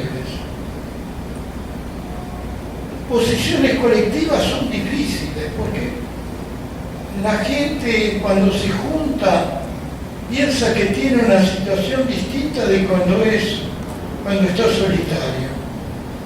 Por eso comencé por decir que voy a hablar como profesor y como intelectual que quiero ser. Yo creo que nós concedemos mucho para conseguir poco y no estamos dispuestos a pagar el sufrimiento que es la realidad. Nadie se está preguntando cómo puede ser que el pueblo brasileño haya votado como votó. No es voto eso, porque eso significaría que si estoy en una elección, voy a perderla. Pero la tengo que perder, porque si yo tengo razón y la mayoría no, yo tengo que levantar que están errados. Y ahí vamos a descubrir lo que ellos piensan y quieren. Pero si no hay cada uno de nosotros no entra en esa discusión, si yo para analizar, que no voy a hacerlo, el análisis de él, entro en la de él, tengo que entrar en los fundamentos de lo que el proyecto que está detrás de él. Por eso yo voy a decir una cosa. Yo voy ahora, a partir de acá, voy a parar en esta cosa, en esta línea que estoy tomando, y voy a ir a lo que vine a hacer, que es cómo hacer tecnología cuando estoy como un gato panza arriba, atacado por 5 cachorros, que esa es mi situación. Pero siempre fue mi situación, porque nunca fui parte de ningún poder. Entonces, yo les voy a hablar cómo es el resultado de hacer ciencia y tecnología desde la condición de un cientista, de un cara que piensa, trata de entender la historia de la humanidad para poder hacer la ciencia que yo quiero y por hacer la ciencia que me gusta, de responder a la sociedad en la medida que se puede. Porque cuando me encuentro con la sociedad me encuentro con los industriales con los cuales firmo contratos y los conozco, veo cómo son, veo qué proyectos tienen. Y no es el Brasil solamente, es Latinoamérica, porque no estamos en el desenvolvimiento, estamos en el subdesenvolvimiento y cada vez más. Pero puedo estar errado, pero tengo que decirlo para que ustedes y otros y yo vivamos la experiencia de los próximos años y veamos. Porque si no, entro en una discusión que es así. Falamos lo que nos necesita para nuestro pensamiento. Por eso voy a parar en esto, pero con esto, sin decir desde qué punto hablo, porque no quiero hacerles perder el tiempo, ustedes han entendido bien, espero, que yo hablo desde la oposición más ferreña. No tengo nada que ver con la sociedad en que vivo, no es la brasileña. Y nunca tuve que ver, tampoco era la Argentina. Pero ¿quién soy yo? Nadie. Entonces yo tenía que tratar de construir ciencia y tecnología en las condiciones que uno no tenía poder, ninguno para eso. Es bastante molesto esto, pero no importa, vamos a sobrevivir, como tantas otras veces, hasta que nos maten o nos muramos. Entonces, ¿cómo hacer ciencia y tecnología en la Federal de San Carlos? Yo llego en el año 1979, era todavía el gobierno militar. A diferencia de lo que ha ocurrido en los periodos democráticos, nadie dice esto, pero yo entiendo que es verdad. Había un proyecto con el cual el discordo, que era el proyecto de Brasil Potencia, ¿cierto? Pero por lo menos había un proyecto que él me podía enfrentar, hacer acuerdos. Desde que llegamos a la democracia, ¿dónde están los proyectos? Yo puedo estar totalmente errado, pero esa es la condición en la que yo tengo que trabajar. En la realidad de la sociedad, por eso tengo que estudiarla, tengo que entender lo que son. Por eso me preocupa, no tengo con quién discutir. ¿Cómo es posible que un pueblo vote así? No es solo el pueblo brasileño, ¿Cómo el pueblo argentino, cómo los peronistas argentinos, nunca fui peronista, que es aviso, ¿cómo, pero tampoco antiperonista, cómo el pueblo argentino votó a Macri? Que lo único que decía es, vamos a mudar. Y vos, ¿pero qué mudanza? Ahora saben cuál es la mudanza. Ahora están todos en la rúa.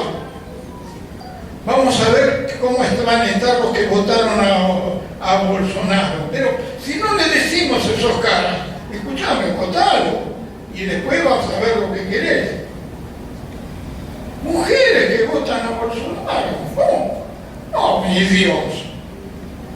Yo les digo, me parece bien, entonces tú aceptas que tienes que volver a la cocina y dejarte de embromar con todas esas idioteces y dejar esas cosas para los hombres.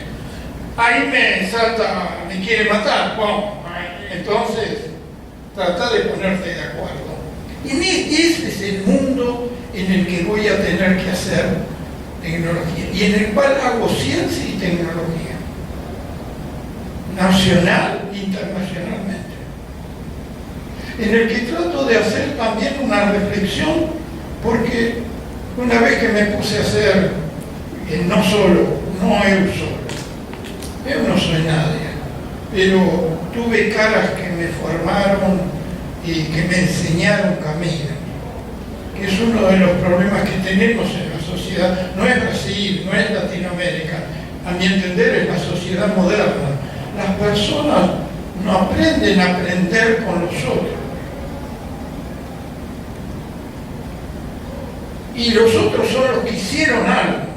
Entonces, yo en ciencia y tecnología me formé con el cara que ayudó a montar la Comisión Nacional de Energía Atómica en Argentina, Jorge Sábado. Y me formé por lo siguiente, porque un grupo de nos juntamos en Europa, después de vivir unos cuantos años acá, y decidimos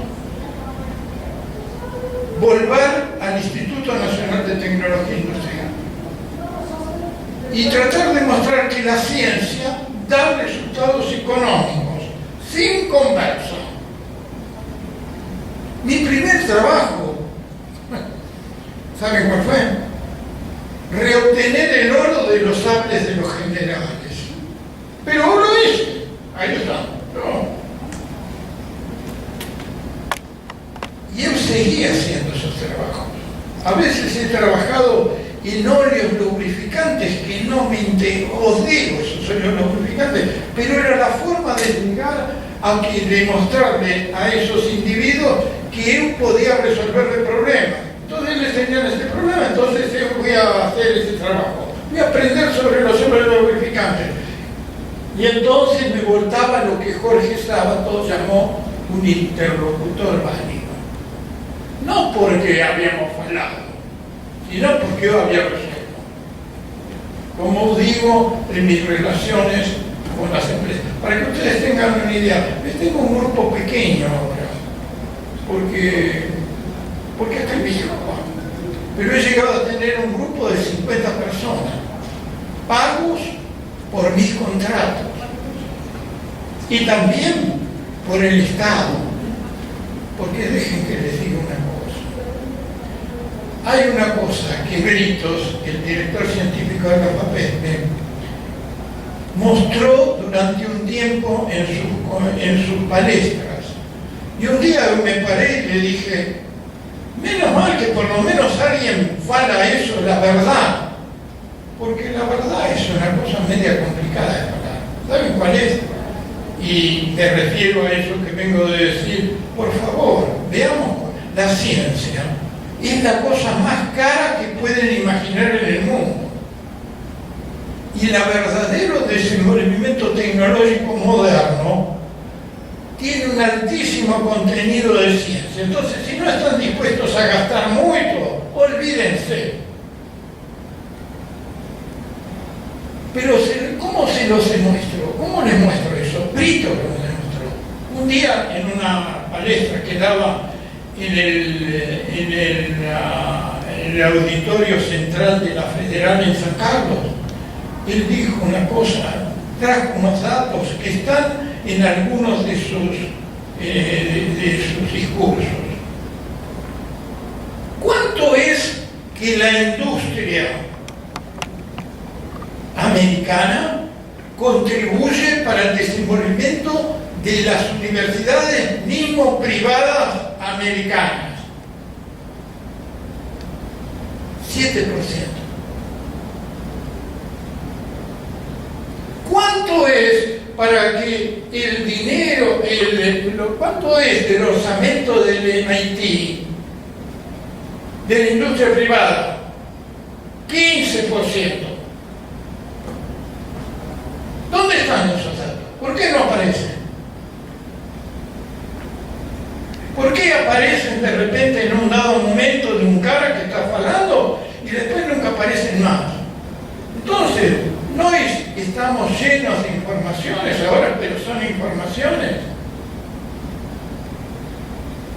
Por favor, entren en la FAPESP, en los discursos de Brito, en las palestras de Brito y van a encontrar estos datos.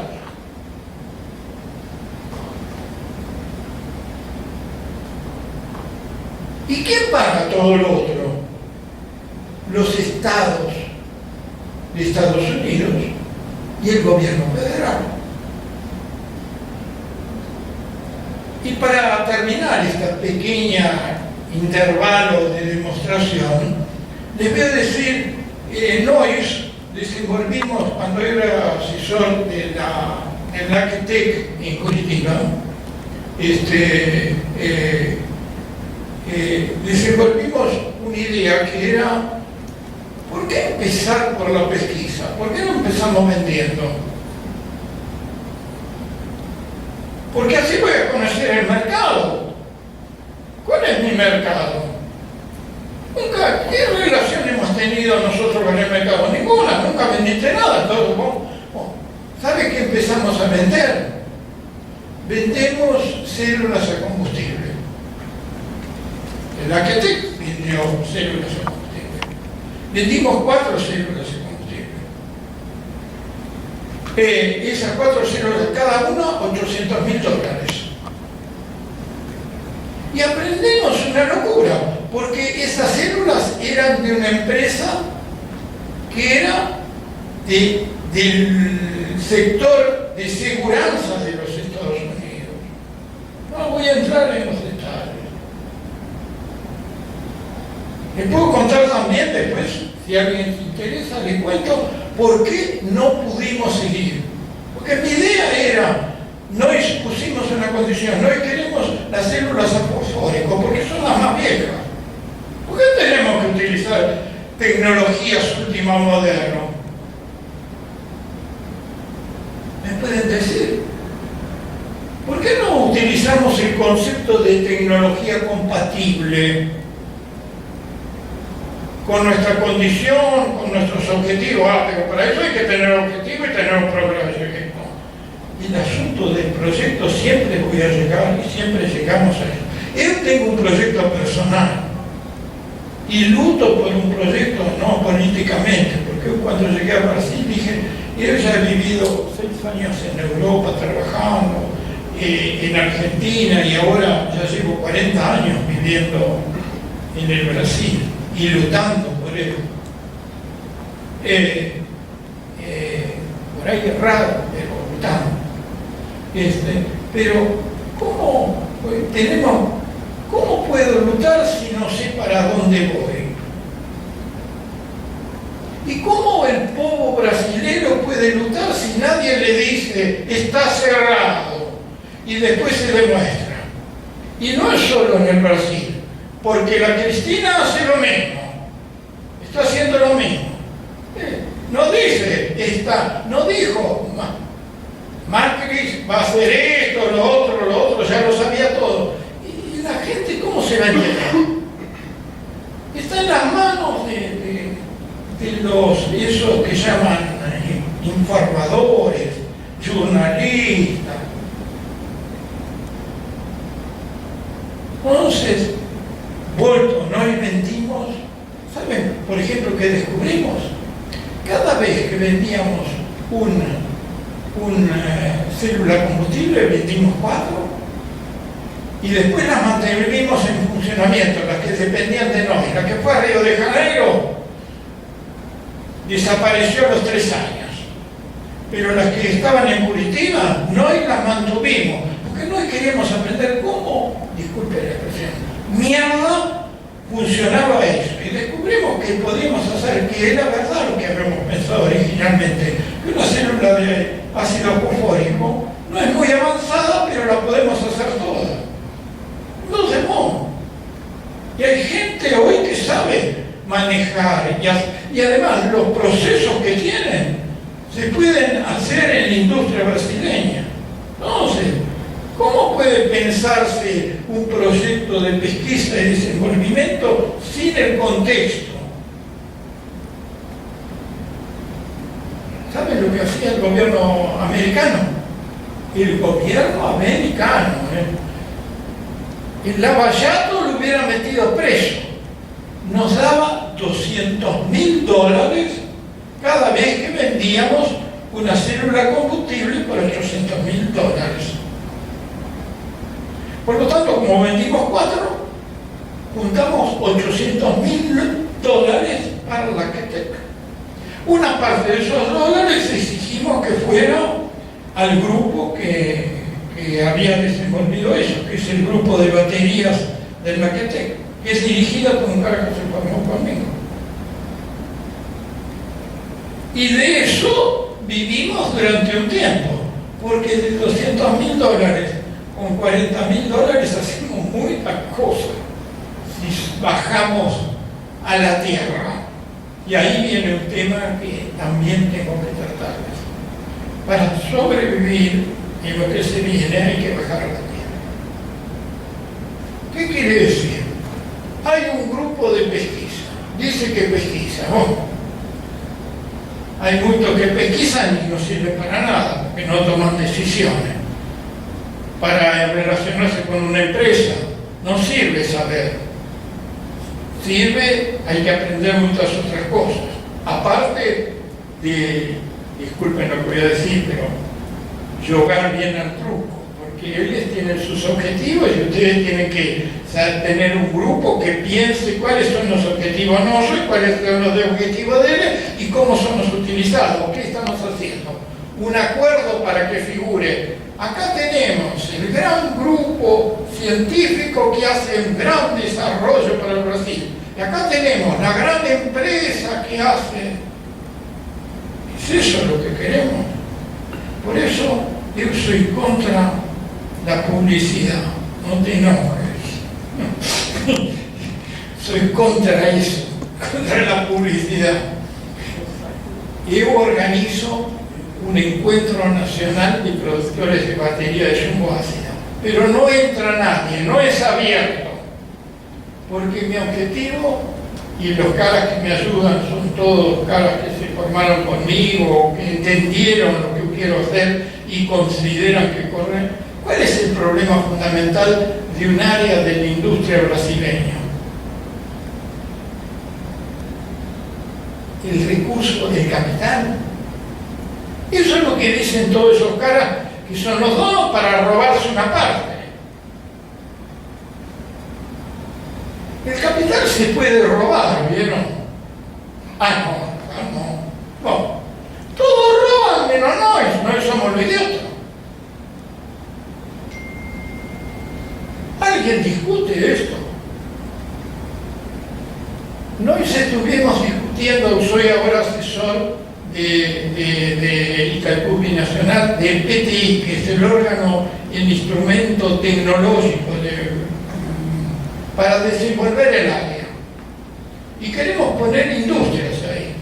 Y estamos negociando con los chineses, porque no es verdad que no hay dinero. Los chineses están podridos de dinero y de recursos y de tecnologías, ¿cierto? Y queríamos hacer un ejemplo, y avanzamos mucho en la discusión. Estamos parados ahora. ¿Por qué? Porque el mandamás de China y el grupo que dirige la China decidió que mientras Brasil siga una política tan proamericana como la que está siguiendo, ellos van a meditar si siguen por ese camino. Pero ahí está. El camino que se está abriendo, esa ruta de la seda, ya está llegando al Brasil. El tren interoceánico está en Perú, está llegando a Bolivia. ¿Y qué vamos a hacer? No es mi problema, pero yo tengo en cuenta todos esos elementos para ver. Entonces avanzamos en un negocio. Y como les dije la última vez que nos encontramos con los chinos, por ahora ustedes no pueden. Y por lo que vi, después de lo que vi de las elecciones, vamos a esperar a ver cómo anda el próximo gobierno si es de Bolsonaro. ¿Saben por qué? Porque uno nunca sabe. La lucha real en el mundo real del mercado no es para enfermos del corazón. Yo he sido gerente de producción de una empresa que enviaba 25 millones de dólares a Estados Unidos y Europa en un producto que sale de la vaca. Y yo era el responsable de la gerencia de producción.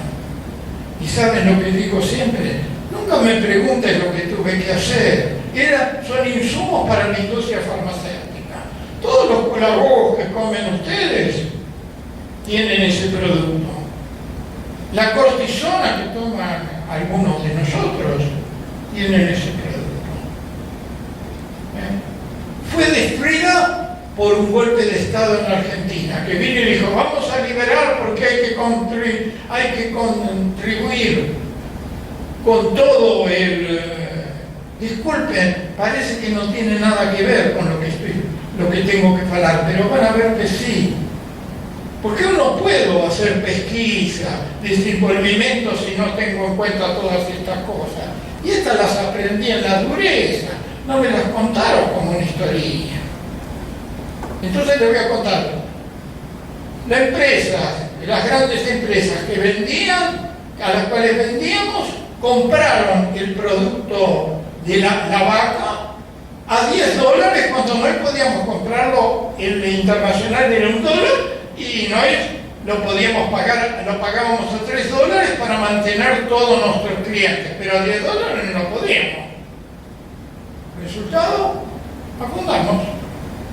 ¿Quién fue el único del grupo que entramos en esa empresa para tratar de transformarla en una gran empresa nacional? El único que puló fuera primero fui yo. Yo reunía todo y le dije, esto se acabó, señores. No, Carlos, está cerrado. Bueno, yo quiero cobrar todo lo que corresponde, porque si no me van a llevar mi parte también. Y no veo la razón por qué. A muchos de ustedes les puede parecer esto horrible. ¿cómo? Abandoné a mis colegas. Ellos no entendieron, no acreditaron. Los caras que yo asesoro como grupo de pesquisa hoy, cuando empezó el golpe de Estado contra la Dilma, entre paréntesis era bastante imbécil, a mi entender, es una opinión personal, es una mujer extraordinaria, pero de presidenta, por Dios, ¿no? Compárenla con la habilidad que tenía Lula para moverse en su cosa, ¿no? Dios mío. Estoy tratando de que ustedes entiendan, porque vuelvo a mi tema. Eso es el mundo en que estoy viviendo. Entonces, ¿dónde estaba? Estaba en el problema. Ah, sí, que soy asesor. Me dijeron, ¿y ahora, Carlos, qué hacemos? ¿Sabe lo que dije? ¿Cuál fue mi respuesta? Inmediata. No necesité pensar, porque ya lo he vivido tanto. Señores, cuerpo a tierra y rastrillando en la dirección contraria de donde está el enemigo. Cierran donde está el enemigo, ahí van a morir. Y estamos haciendo eso y nos va muy bien. ¿Cómo hacer? Entonces, es posible, pero no con ideas. Un cara que viene y me dice, la Petrobras robaron, destruyeron la Petrobras, pero no seas idiota, un negocio como la Petrobras, $1 billón es nada. Me estás hablando, estoy discutiendo cosas idiotas, me haces discutir idiotices y no ves el problema es el presal. El presal tiene que ser de las compañías multinacionales. Ahora ya nos van a dejar tranquilos, por ahí. Depende del próximo gobierno, cómo van a negociar. Y depende de nosotros, cómo nos vamos. No, eso que estás diciendo es una cosa de izquierdista, comunista, qué sé yo, qué sé cuánto. Bueno, entonces, señores, ¿saben lo que digo? Yo asumo ser izquierdista, comunista, y le respondo a ese cara así. Tenés que hacer lo que os digo siempre a mis estudiantes. La educación no es todas esas ideas que viven en la universidad, no en la escuela primaria, secundaria, pero en la universidad es en la porrada. Entonces tú tienes que aprender en la porrada. Vas a comer algo que comienza con M durante 4 años y vamos a ver lo que hay. Pero te voy a decir una cosa, no es tan malo. ¿Sabes por qué? Porque ¿qué ocurriría si sube Haddad? Dios mío, se destruya una de las pequeñas, desgraciadamente mala herramienta que el pueblo brasileño tiene para tratar de ir para frente. ¿O ustedes creen que se puede ir para frente desorganizado? El poder, que es el problema que está en discusión en todo el mundo, no solo acá, tiene 2 bases: o la organización o el recurso económico, el recurso del poder sobre los medios de producción. ¿Cuál es tu poder? Si ustedes atacan el poder de la organización, por eso los grupos que forman tienen organización. Tienen que tener reuniones, tienen que saber, tienen que discutir lo que está pasando en el país, en esas reuniones, tienen que discutirse entre ellos. Por eso sobreviven. Hace 40 años que me fui de Argentina. El INTI el Instituto Nacional de Tecnología Industrial, está siendo desmontado totalmente por Macri. No en tanto me escriben los caras, estamos luchando, Carlos, quédate tranquilo, estamos cuerpo a tierra, retrocediendo, nos han dimitido ya varios, pero sigue existiendo y van a volver a seguir luchando. Y no es perder la vida, porque es una forma de vivir, pero no es la forma de vivir que veo que nuestros dirigentes nos enseñan a no. Tenemos que parar con eso. Con estas ideas se puede luchar. Yo llevo más o menos 10 años que no tengo ningún auxilio de la FAPESP, ni la FINEP, ni el CNPq, porque todos los mandé a la merda, porque me iban a transformar en un burócrata. ¿Saben por qué? Y esto, entonces, es una cosa fundamental para hacer ciencia y tecnología. Es lo siguiente. Yo no soy un escritor, yo tengo que ser un buen escritor para publicar internacionalmente, porque si no, ¿cómo sé si estoy cierto o no? Yo me pago mis viajes a Europa, no voy más a Estados Unidos, porque yo no acepto que me traten como me tratan cuando llego. Entonces, puede ser con mis antecedentes. Olvidemos eso. Pero, quiero decir, pero necesitamos no exponer. Un cara que no pone en él. ¿Saben lo que yo propuse y llevé adelante? Y hice que llegaran varias personas en el Laquetec a obtener su título, lo de maestre y después de doctor. El asunto es así. Si tú pones la mitad, el Laquetec, que era el instituto que yo asesoraba, pone la mitad.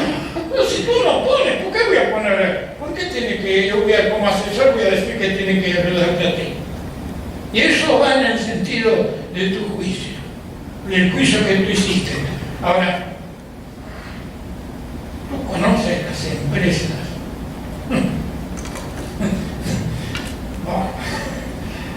Tendría que hablar malas palabras, ¿no? Pero son ellas las que producen. Y producen porque ellos son capaces de manejar la mala palabra y de hacer las cosas que no. El chinés ese con el que estaba discutiendo había contratado a un brasilero que se sabe mover porque necesita importar ciertas máquinas y no anda. ¿Y cómo se resuelve eso? Se resuelve importando las máquinas. Bueno, nos quieren transformar como si los Estados Unidos o Europa fueran puros. Estados Unidos, espero que todos conozcan. De Europa, y solo viajar alguna vez por el África y saber lo que procede. Entonces, tenemos, y no es por malos, no es una cuestión moral, es una cuestión de luchar para sobrevivir. Entonces no podemos hacer eso, pero vamos a tener que darle la mano a un cara que en realidad él tiene una empresa, pero al mismo tiempo lo importante de él son los millones y millones de hectáreas que tiene en el norte del Brasil. Para él eso es lo importante de él, y la empresa es como un juego. No estoy hablando de nadie, estoy hablando de una empresa mediana, razonable, más o menos un facturamiento así de unos 50 millones mensuales. Y ese es el cara. Él lo conozco, me siento a comer con él, tengo que hablarle. Lo único, eso sí, cuando Pablo se pone a hablar o entra en uno de esos temas de cuáles son los males del Brasil, le digo, mira Pablo, no es si estamos bien, estamos haciendo negocios tú y yo, tú sacas lo que te necesitas de mí, yo saco lo que necesito de ti, entonces esa parte eliminémosla, pero hoy le tengo que dar la mano, y eso está un buen cara. Los caras que hacen represión. Hay algunos filmes argentinos de esta época que les recomiendo ver. Hay un filme que se llama La Historia Oficial. Es fácil de encontrarlo. Véanlo, pero no véanlo para ver la historia. Véanlo para ver cómo es un represor. Es un cara que está matando gente, qué sé yo, y que lleva una de los nacimientos que ocurre de esas mujeres a la casa de él y la crían como una hija. Y entonces cuentan la historia de él. Es una persona que desde todo otro punto de vista es un cara maravilloso. Nada más que él tiene esa cosa, tiene la parte esa. ¿Qué hacen? el mundo es real. Y disculpen, no sé si algunos se van a poner nerviosos acá, pero voy a mencionar disculpen también la palabra que utilicé, a un hijo de puta que fue presidente de Argentina, el general Juan Domingo Perón. Él decía una cosa, él era un cara muy hábil, por eso él decía, bueno, la única verdad es la realidad. Es muy útil para manejarse en el asunto de que ustedes quieran entrar en hacer ciencia y tecnología. Mi laboratorio vive de eso, pero en mi laboratorio no hay nadie que gaste dinero loco. Entonces todos han aprendido, señores, acá está lleno de equipamientos alrededor que podemos utilizar y que si los compramos no tenemos dinero y que los podemos utilizar. Tenemos que ver cómo hacemos con el cara que se dice el dono de ese equipamiento para convencerlo de utilizarlo. ¿Qué le podemos ofrecer? Discúlpenme, ¿quién se atrevería? Debe ser porque ya estoy viejo. Entonces él me atrevo. No es en el fondo hacemos una corrupción con él, le ofrecemos algo. Buscamos qué es y le ofrecemos para que él nos ayude. Y después hasta lo convencemos de que él está ayudando a un desenvolvimiento que no queremos hacer, que un día puede servir para el Brasil. Y él se siente bien. Pero no empezamos por la realidad, por verlo como él era. Él tenía un equipamiento que no usaba y se sentía bárbaro. ¿Cómo puede ser eso? No, eso es lo normal. Y no hoy tenemos que tratar con ese cara, tenemos que tratar con el que les vengo de describir, el dono. Y no les quiero contar para abajo. Todos los años vamos por el 21 encuentro de productores nacionales de baterías de Yumbo-Asia. ¿Saben cuál es el gran problema que tengo? Que los caras se queden ahí escuchando. Porque todos los congresos están para feria, no está para aprender. Entonces yo tengo una serie de métodos para... Ellos no pagan nada, yo consigo el dinero ¿de dónde? Del mismo mercado. Hay caras que quieren vender tecnologías a ellos, entonces ellos dan conferencias y entonces ellos, esas conferencias muestran sus tecnologías, pero no acepto que venga ninguno puede mandarme un vendedor, porque, disculpen, lo hago mierda en público, es la peor cosa que le puedo comer a un individuo, si él no está preparado para la guerra. Entonces, no, tiene que ser una cosa técnica, porque el encuentro es para que las personas mejoren de nivel. Entonces veamos, ¿qué les quiero decir con esto? Cada uno de ustedes está en un laboratorio de pesquisa. Cada laboratorio de pesquisa tiene un área de pesquisa. Y cada área de pesquisa tiene varias aplicaciones. Algunos se pueden tratar y hacer de ellas un mercado y un negocio. Otras no. No es fácil. Por eso que les contaba, por ejemplo, hay áreas que las empresas multinacionales fechan y no te vas a poder meter, podés tener un accidente. Como me dijo una vez un gerente, después que había resolvido un problema y había otras empresas competidoras de él y me andaban buscando para que yo les entregara la forma que habíamos resuelto. Era la época que Sarney suspendió los pagamentos y habían ciertas cosas en las empresas que hay que importar y ellos tenían miedo que no lo iban a poder importar. Me inventó, hacía una gran comida en uno de esos hoteles y comidas que cuestan $5.000 que hay acá, que nunca vamos a conocer. el sí por ese caso. Y en el medio de la comida me dice, bueno, Alcaine, mire, les tengo que decir una cosa, ¿sabe cuánto cuesta contratar un permiso? Y nos hemos enterado que usted ha recibido caras de tal empresa, tal empresa, tal empresa. ¿Sabe cuánto cuesta un capanga para matar a un cara y que no falle nunca? La mitad de su salario. No, es una brincadera, ¿eh? No les estoy contando una historia, les estoy contando una realidad, que es la misma realidad que el asunto de que vengo de hablar hace un momento sobre los robos en la Petrobras.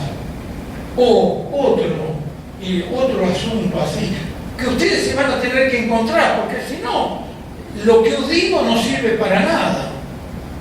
Los caras que yo tengo los chineses, tomemos como ejemplo, ¿cómo los agarré? Le digo, mire, escúchame una cosa, yo tengo un joven, me gusta entender lo que está ocurriendo en el mundo, y entonces yo gasto una parte de mi domingo en leer la literatura de la China en español, en portugués, en inglés, la literatura de Rusia, la literatura de los Estados Unidos, la literatura de la Unión Europea. Entonces, eso me da un cierto conocimiento y yo pienso en esas cosas.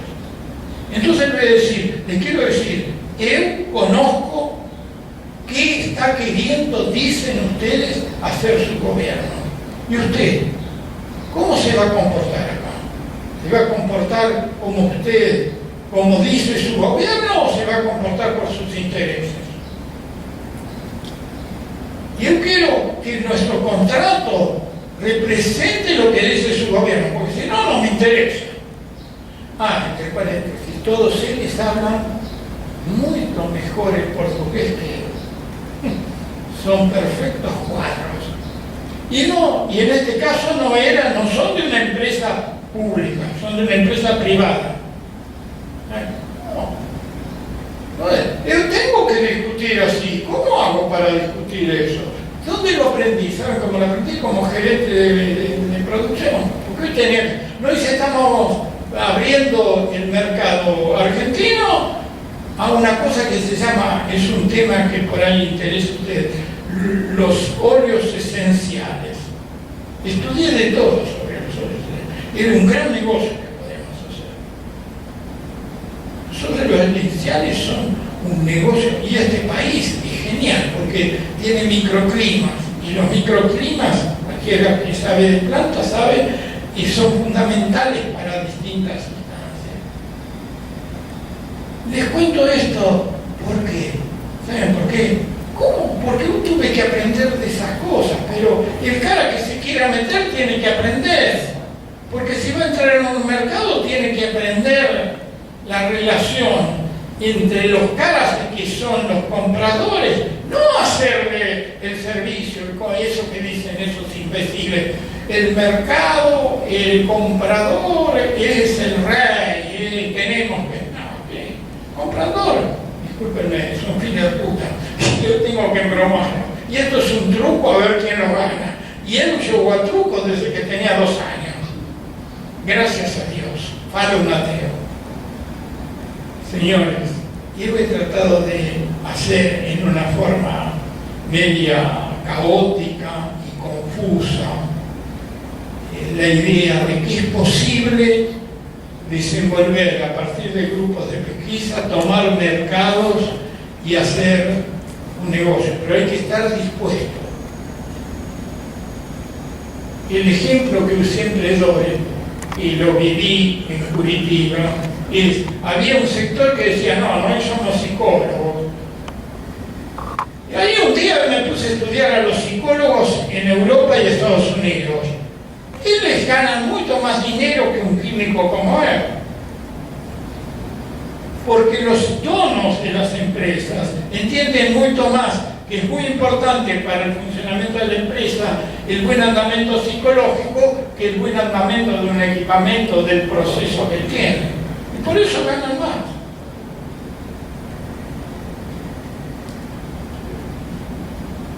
vocês entenderam, eu les di un mensaje. Y vocês van a tener que buscar caminos para asumirlo, porque si vos iban a, después de lo que él faló, ¿no es cierto? Yo no concordo con la visión de él, porque él faló de la economía como está, y lo que yo quiero es la economía de otra forma, que es posible, y no abandono. Yo soy quien, nadie. No, yo hago mi negocio y luto en la economía como está. Entonces, pero esa economía que él describió, no tenemos futuro. Y con esos caras, no tenemos futuro. Pero hay formas de presionar, ¿saben? Esos caras necesitan, por ejemplo, que sus filios estudien en buenas universidades. Y las universidades privadas, si bien hay algunas buenas, hay algunos grupos, lugares buenos, son un desastre. Porque ¿cómo formar gente si no hay espíritu crítico? ¿De qué sirve? ¿Cómo formar? ¿Cómo tener un buen profesional si el cara es un ignorante? Que lo único que sabe hablar es de fútbol o de modas. ¿Cómo? No tenemos entonces que crear eso y llegar a través de él a los padres. Estoy dando una posibilidad, hoy tenemos que hacer eso en una forma maldosa, porque si no lo hacemos maldosa en un mundo que vamos a enfrentar, digamos así, religiosamente falando, a Satán, siendo los ángeles, ¿no? Vamos a ser liquidados, los ángeles van a morir todos. No tenemos camino, pero tenemos que tener una gran imaginación. Y ahí termino. Porque saben una cosa, una de las cosas que tiene la historia y el pueblo brasileño es imaginación, originalidad. No hay ningún cara extranjero que tenga las manos y la conciencia limpia que no se dé cuenta de eso. Yo soy original por mi vida mis 40 años en el Brasil. Yo recibí una gran cultura en Argentina y después en Europa, pero originalidad no. La originalidad era, no, y ya pensamos todo, quédate callado. Yo aprendí a ser original y a tomar decisiones y a arriesgar aquí. Entonces no tenemos que ser originales. Y para eso, y ahí termino, por favor, y ahora termino. ¿Saben qué hacemos? Tenemos que hacer de esto una experiencia de crecimiento, porque si estamos donde estamos es porque nuestra visión es cerrada. No sirve eso. Es decir, no, yo entiendo todo, pero no logro nada. La ciencia, decía Francis Bacon, es la capacidad de controlar la naturaleza. Y no la estamos controlando. Como sociedad, estoy diciendo. Obrigado, discúlpenme si esperaban otra cosa.